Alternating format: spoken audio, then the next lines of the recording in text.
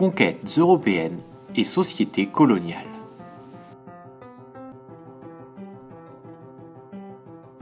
Au XIXe siècle, les Européens poursuivent l'exploration du globe, entamée quelques siècles plus tôt.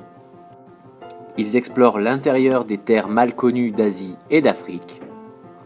Ils rentrent en contact avec de nombreux peuples de nouvelles sociétés. Il en résulte une meilleure connaissance du monde. Ce premier contact est souvent suivi d'une phase de conquête. À partir de 1830, les Européens cherchent à conquérir des territoires nouvellement découverts. En 1870, une course aux colonies est même engagée. Les Français s'emparent alors de l'Algérie. Les Britanniques accentuent leur influence sur les Indes. Les empires coloniaux français et britanniques se développent surtout en Afrique. Le continent est ainsi rapidement partagé entre les puissances européennes, qui s'appuient souvent sur une supériorité militaire. Parfois, les États européens préfèrent signer des accords avec les souverains locaux pour imposer leur domination. Pour un État, posséder des colonies est une marque de puissance.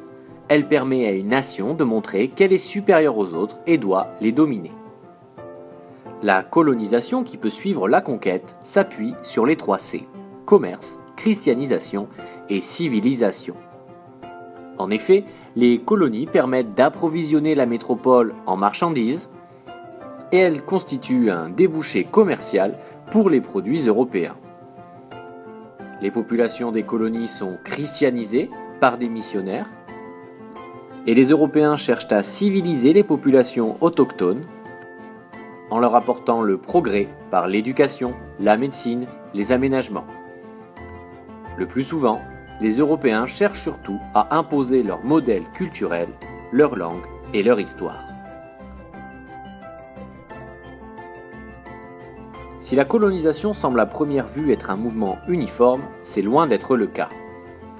Le modèle de contact, conquête et colonisation a été très présent entre le XVIe et le XIXe siècle, mais il n'était cependant pas inéluctable, chaque étape n'entraînant pas forcément la suivante. Ainsi, les nombreuses facettes de la colonisation ont donné naissance à des sociétés coloniales très différentes. Du point de vue de l'utilisation de ces colonies, certains territoires conquis deviennent des colonies de peuplement. La plupart sont cependant des colonies d'exploitation. Les Européens s'approprient les meilleures terres agricoles et les entreprises du vieux continent exploitent les richesses minières. D'un point de vue politique, certaines colonies sont administrées directement par la métropole par l'intermédiaire des gouverneurs. D'autres sont gérées en partie par l'administration locale. Les Européens s'adaptent aux territoires et aux populations colonisées.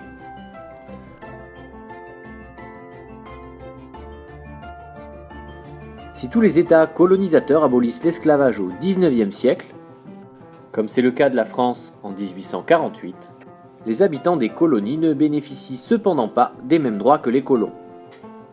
Les colonisateurs n'hésitent pas à recourir au travail forcé des colonisés et les conditions de vie sont toujours très dures, sauf pour les élites sur lesquelles s'appuient les Européens. Dans les métropoles, des expositions coloniales, comme à Paris ou à Londres, présentent la grandeur et la richesse des empires européens qui s'étendent désormais sur le monde entier.